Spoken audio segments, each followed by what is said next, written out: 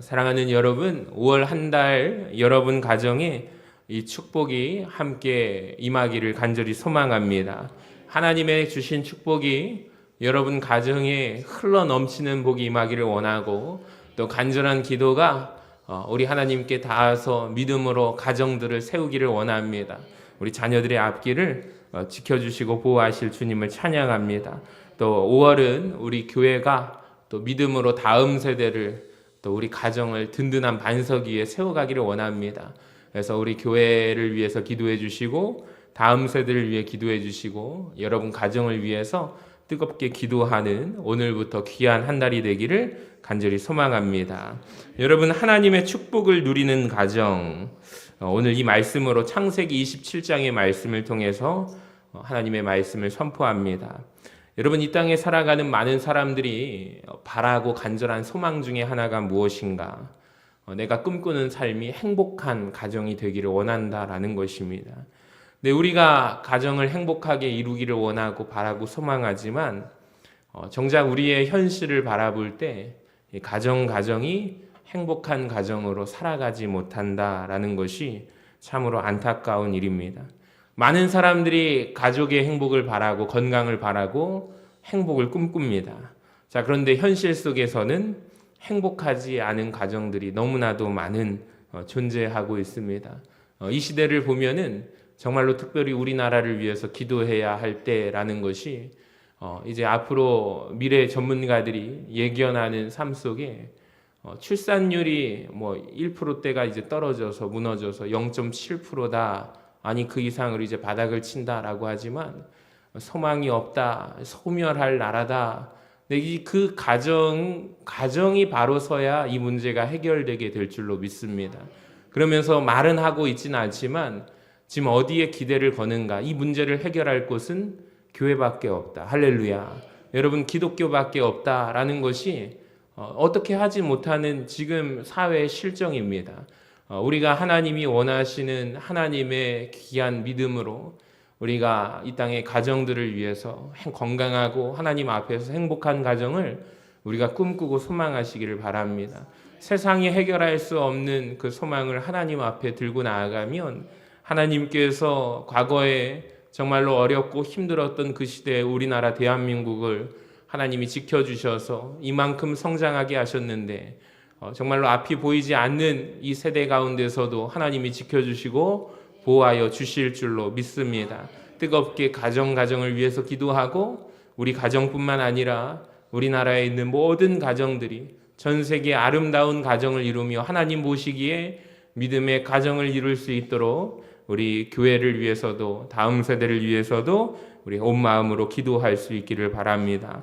저는 오늘 성경에 나오는 이삭의 가정, 야곱의 가정을 통해서 이 문제를 해답을 얻기를 원합니다. 자, 첫 번째로 살펴볼 가족은 따라합시다. 이삭의 가정.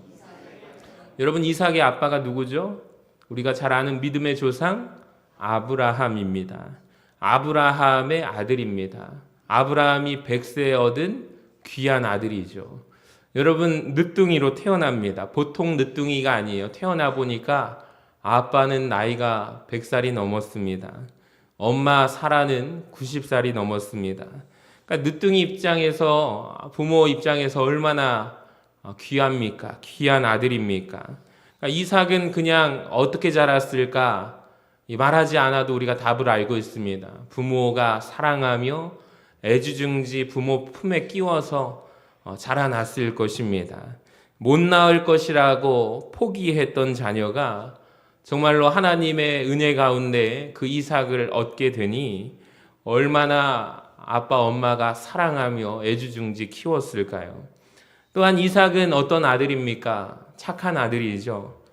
부모님 말씀에 거역하지 않고 순종하는 아들입니다.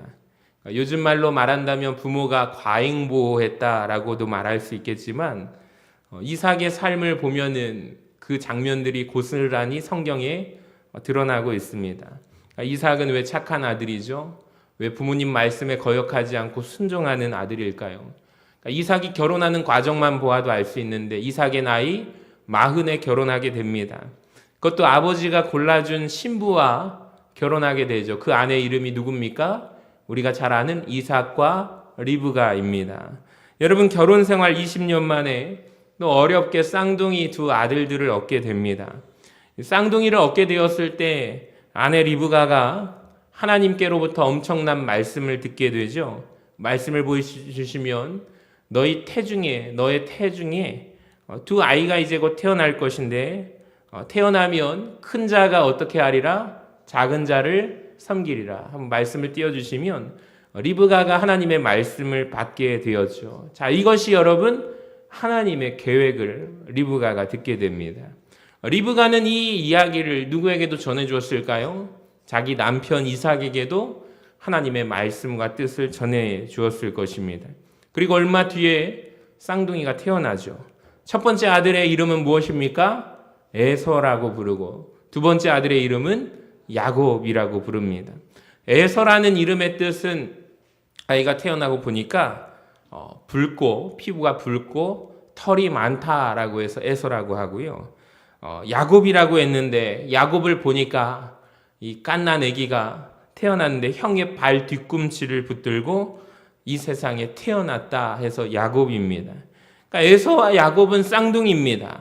근데 정말 쌍둥이가 맞을 정도인가 싶을 정도로 외모도 다르고 완전히 성격도 내면도 다릅니다. 첫째 큰 아들을 보니까 호탕한 성격에 남성미가 넘치는 아들입니다. 밖에 나가서 들을 뛰어다니며 사냥하는 것을 좋아하는 아들입니다. 인생을 보니까 즐기면서 호탕한 성격으로 살아가는 남성미가 넘치는 아들입니다. 둘째 아들 야곱은 보니까 성격이 완전 반대예요. 엄마 뒤를 졸졸 따라다니면서 조용한 성격에 또 세심합니다. 배려가 넘쳐요. 집안일을 열심히 도와주고 부드러운 성품의 소유자입니다. 그러니까 이삭의 아버지 입장에서 둘 다 물론 두 아들을 사랑했겠지만 조금 더 마음이 가고 신경이 쓰이는 아들은 누구예요? 큰 아들 에서입니다. 아무래도 장자니까 그랬겠지만 이삭의 마음은 첫째 아들에게 더욱더 끌리기 시작합니다. 오죽하면 이삭이 하나님의 말씀 앞에 언제나 순종하지만 하나님의 말씀을 반대해서라도 내가 에서를 축복을 받게 해야겠다. 잘 되는 인생으로 해야겠다. 에서를 그때부터 이삭은 마음에 들은 이후에 아들을 편애하기 시작합니다. 두 아들을 똑같이 사랑하면 좋겠는데 엄마 입장에서는 어느 날 그 아빠가 남편이 두 아들을 편애하는 것이 느껴집니다. 리브가 입장에서 아내 입장에서 속상하죠. 반대로 리브가는 연약한 야곱을 보면서 어머니의 모성애가 드러나기 시작합니다. 그래서 아버지가 에서를 편애하고 좀 뒤떨어지는 야곱을 바라보면서 엄마가 챙겨주기 시작합니다. 여러분 결국에 이 가정의 분위기는 어떤 기류가 흐르게 될까요? 이삭과 리브가 사이에 아마도 부부 갈등이 일어나지 않았을까요?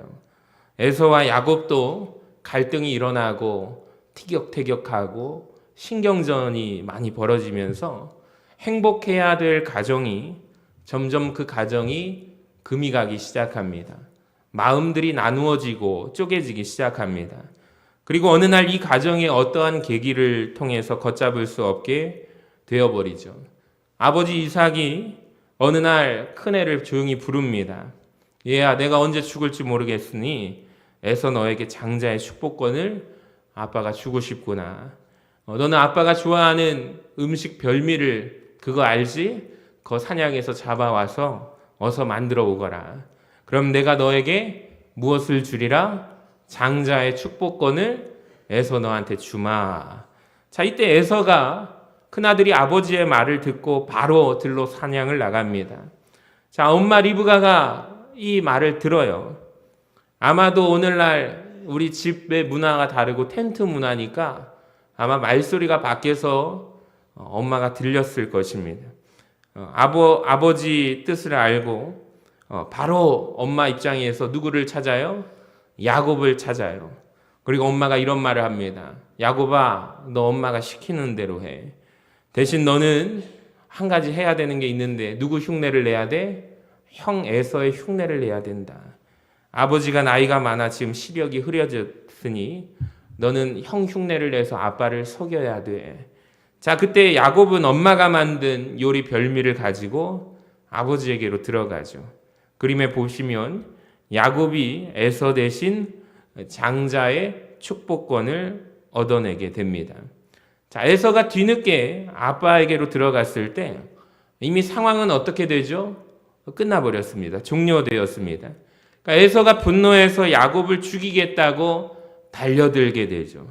야곱은 동생은 형이 무서워서 도망치게 됩니다. 그래서 가정을 떠나 하란에 있는 외삼촌 라반의 집으로 도망가게 됩니다. 여러분, 이 장면을 어떻게 보십니까? 행복하기를 꿈꿨던 한 가정에 문제가 생겼습니다.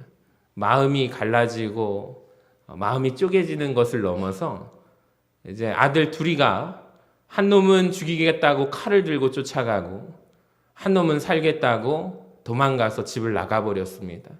이걸 바라보는 엄마 아빠 마음은 어땠을까요? 이 가족의 분위기가 어땠을까요? 여러분, 우리는 그냥 무덤덤하게 그랬나 보다라고 하는데 목회를 하면서 이런 가정들을 참 많이 보고 문제가 생긴 가정들을 찾아가서 보면 정말로 어떤 말을 해야 될까? 그러니까 가정이라는 공동체가 평안한 것이 축복이구나라는 것을 깨닫게 되고 그런 그 속에서 자라는 자녀들을 바라보면서 너무나도 안타까운 모습입니다. 그 모습이 바로 이삭의 가정이 일어나게 되었습니다. 야곱은 집을 나가버리죠.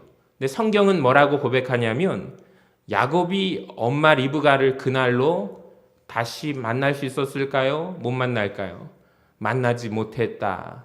그러니까 야곱의 모습을 성경은 증언하고 있습니다. 여러분, 믿음의 혈통 이삭의 가정에 왜 이런 불행이 찾아왔을까요? 이삭도 리브가도 전혀 원하지 않는 불행이 이 가정 안에 들어왔다라는 거예요.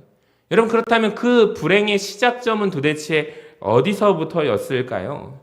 저는 그 시작점이 어디였을까 한번 찾아보니 아버지 이삭은 원래 온유한 사람입니다. 하나님의 말씀에 부모님 말씀을 거역하지 않고 늘 순종하고 따랐던 사람입니다.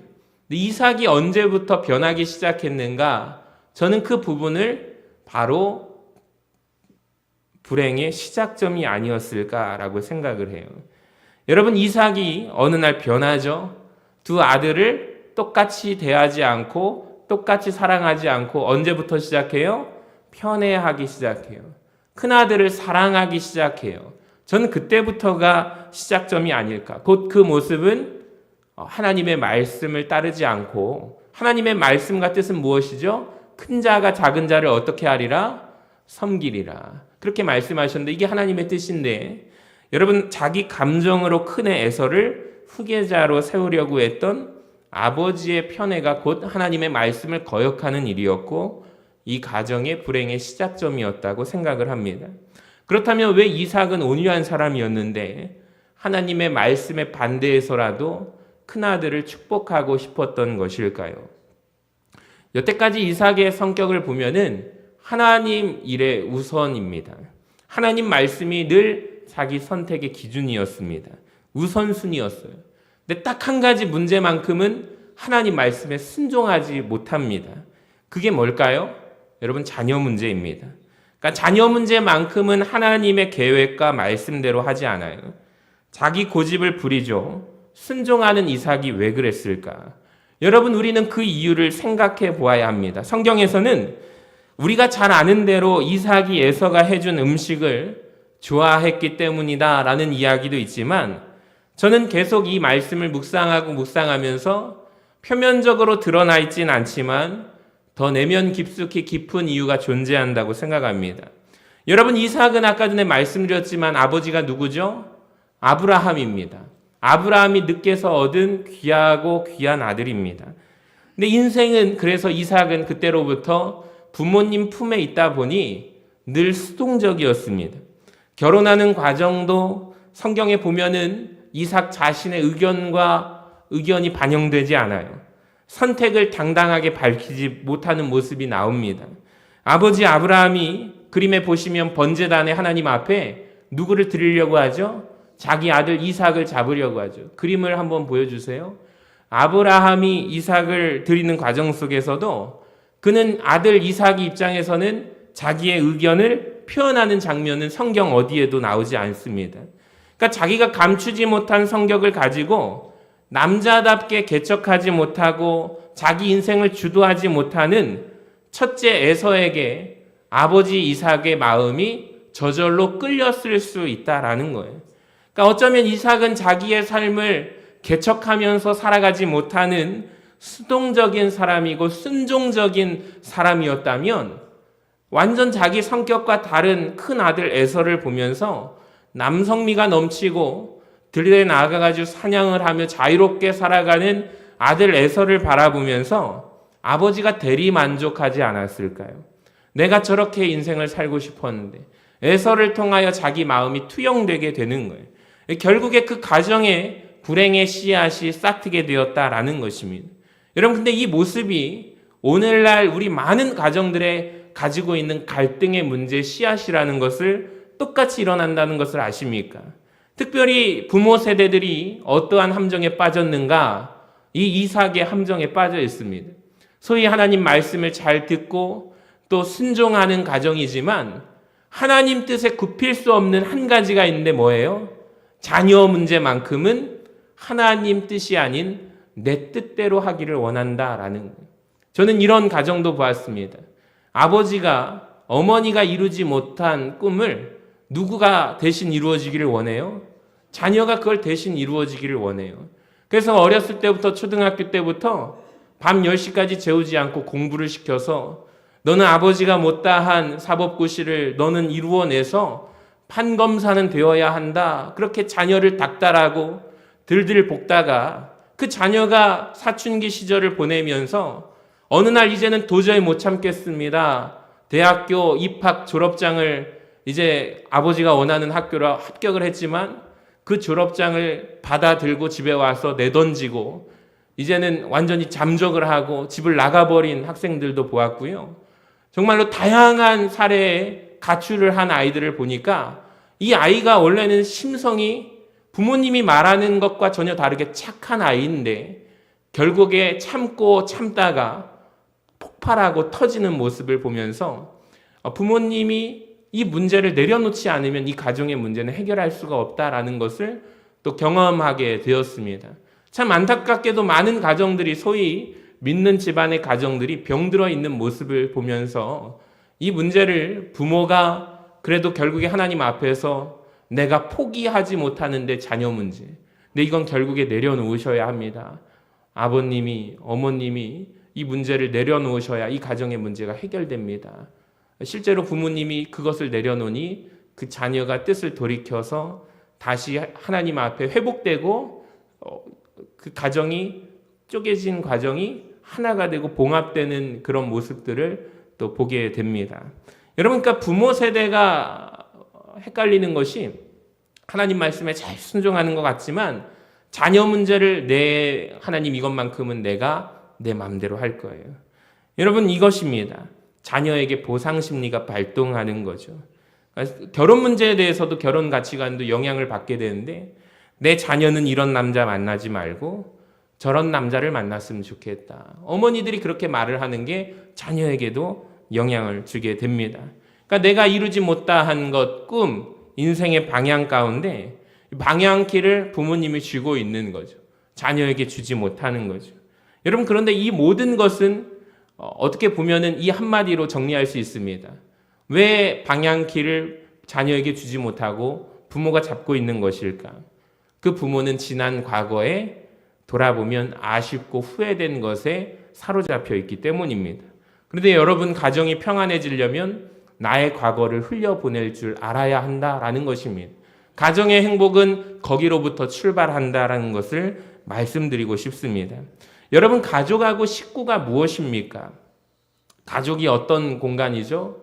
편안하게 밥 먹는 사람들이 식구라고 하지 않습니까? 자, 그렇다면은 우리가 어떤 사람이 우리가 살아가면서 편안하다고 느낍니까?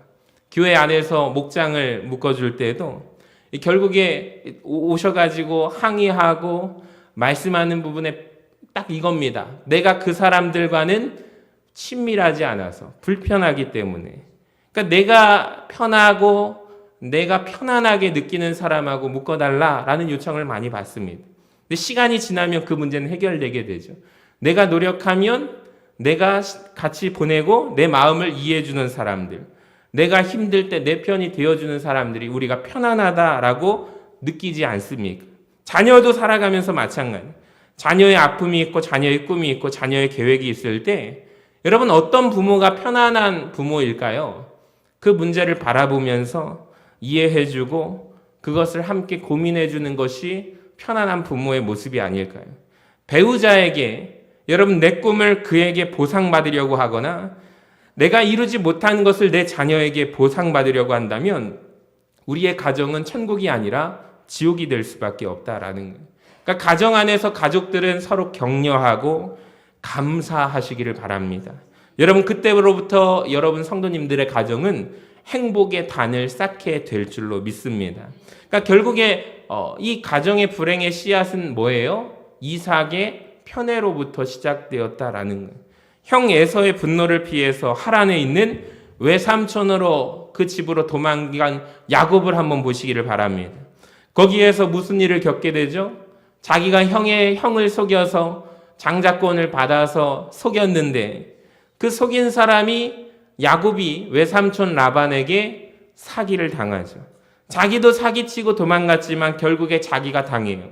그런 수모를 겪으면서 야곱의 마음속에 한 가지 결정을 하게 되는데 무엇을 결심하냐면 나는 어떤 가정을 만들고 싶냐면 화목하고 행복한 가정을 만들고 싶다. 여러분 이것이 야곱의 소망이었다는 것을 아십니까? 자, 그런데 그의 결심대로 안 되죠. 왜 안 될까요? 야곱 역시 아버지를 닮아서 자녀들을 편애합니까? 편애하지 않습니까? 편애하게 되죠. 자, 그때부터 야곱의 가정도 행복이 깨지게 됩니다. 자, 야곱이 몇 명의 자녀들을 두었을까요? 많은 분들이 틀립니다. 아들 몇 명이죠? 12명이죠. 딸도 있습니다. 딸은 몇 명이죠? 1명입니다. 그림을 한번 보여주시면 13명의 자녀들을 두게 되었어요. 근데 창세기 37장에 보면 이 자녀들 가운데 13명의 자녀들 가운데 몇 번째를 제일 좋아해요? 11번째 아들. 이름이 누굽니까? 따라합시다. 요셉. 요셉에게만 채색 옷을 입혀요. 여러분 이 채색 옷은요, 드러내놓고 차별하는 것 아닙니까? 아버지의 사랑을 누가 받고 있어요? 한 몸에? 요셉이 받고 있는 거예요. 다른 아들들이 다 그걸 바라보는 거죠. 야곱을 미워하고 내 아버지를 미워하고 요셉을 미워할 수밖에 없어요. 여러분 이 채색 옷은 그때 당시에 왕족들, 귀족들만 입을 수 있는 옷이라는 것을 아십니까? 얼마나 배다른 형들이 요셉을 시기하고 질투했겠습니까? 결국에 노예로 팔아버리죠. 아버지에게는 옷에 피를 묻혀서 아버지가 입혀주신 채색 옷에 들짐승의 피를 묻혀서 짐승에게 물려서 사고가 나서 죽었다. 그 아들 죽었다라고 거짓말을 합니다. 그러니까 자기가 너무나도 사랑했던 아들 요셉은 그 요셉을 잃어버린 아버지 야곱은 정말로 인생에서 모든 슬픔을 당한 사람처럼 마음에 큰 상처를 입습니다. 여러분 원래는 이렇지 않았어요. 자기가 사랑했던 여인 라헬과 나는 결혼할 거야. 그로 인해서 행복한 가정을 세우기를 원할 거야. 이런 마음의 결심을 세웠던 야곱은 요셉을 만나기까지 여러분 불행한 가정 생활을 한다는 것을 아십니까?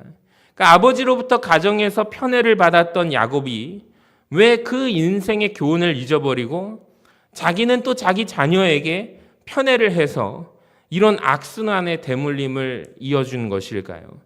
자, 그 이유가 창세기 30장에 나오죠. 자기가 결혼하고 싶은 여자가 누구죠? 아까 전에 라헬입니다. 라헬하고 결혼을 합니까? 못합니까? 한 번에 못하죠. 원래 라헬을 사랑했는데 외삼촌이 결혼날 라헬 대신에 누구를 집어넣어요? 레아를 집어넣습니다. 그런데 이미 자기 형편을 보니까 항의할 수 있어요? 없어요? 자기 형편이 도망자의 신분이잖아요. 그러니까 외삼촌 라반이 아니면 나는 도저히 이 땅에서 살아갈 수 있는 방법이 없는 사람인데 자기의 형편상 부당한 것을 시정하라고 요구할 수가 있어요, 없어요? 그러니까 아무 말도 못하고 원치 않는 결혼을 하게 되죠. 이러한 현실, 자기의 현실을 원망하고 결국에 마음이 가는 대로 자기 두 아내를 차별합니다. 또 그리고 몸종 비라와 실바 4명의 아내를 1명만 사랑하고 3명을 차별하기 시작합니다. 자기가 사랑했던 라헬에게 태어났던 요셉은 사랑했던 여인에게 태어났던 아들이니까 사랑하지만 나머지 아들들은요, 내가 사랑하지 않아서 몰래 결혼한 레아 때문에 내가 정말 진심을 다해서 사랑하지 않는 거예요. 여러분, 우리가 살다 보면 내가 원하는 생활, 결혼 생활, 내가 원하는 부부 생활, 내가 원하는 인간관계가 내 마음대로 될까요? 그러니까 살면서 우리 인생은 어쩌면 내가 원하는 일보다 내가 원치 않는 일이 훨씬 더 많이 일어난다라는 것입니다. 그러니까 우리 인생은 어찌 보면 원치 않은 대로 되는 일이 더 많다라고 말할 수 있을 것 같아요. 근데 야곱이 지금 무엇을 실수를 하고 있어요? 내가 원하는 대로 안 되었다라고 해서 자기가 원하는 여자하고 쉽게 결혼하지 못하고 했다고 해서 그 과거를 사로잡히고 원망하는 것으로부터 그의 가정, 야곱의 가정이 불행해지기 시작한다라는 거예요. 사랑하는 여러분, 행복을 꿈꾸는 5월 가정의 달, 여러분, 우리가 이 야곱의 가정을 통해서 두 번째 함정을 조심하시기를 바랍니다. 여러분, 우리가 행복하지 않은 가정의 이유가 무엇인가? 늘 내가 부족해서가 아니라 누군가를, 늘 상황을 원망한다라는 것입니다. 여러분, 과거를 원망하는 것을 끊어버리시기를 바랍니다. 누군가를 원망하는 것을 잘라버리시기를 바랍니다. 내가 그때 그 선택을 안 했더라면, 과거를 후회하는 거죠. 내가 그때 그 사람을 내 인생에 안 만났더라면, 이 원망이 평생 동안 자신을 지배한다라는 거예요. 여러분, 과거는 탓한다고 해서 변할까요? 변하지 않을까요? 변하지 않아요. 얼른 빨리 그 수렁에서 빠져나오셔야 합니다. 그러니까 과거는 우리가 잊어버리고 흘려보내고 새로운 일을 이루실 하나님을 기대하시기를 바랍니다. 하나님은 우리를 과거에 머물러 두시는 분이 아니라 새 일을 행하시는 분이시다라는 거예요. 여러분, 모든 시선을 이 한 달 하나님을 향하여 두시는 우리 모든 성도님들 되시기를 축복합니다. 여러분, 새 달을 열어가시는 우리 성도님들 가정 가운데 주 안에서 행복한 가정을 이루어내는 믿음의 복된 가정을 이루어 가시기를 주님의 이름으로 간절히 축원합니다.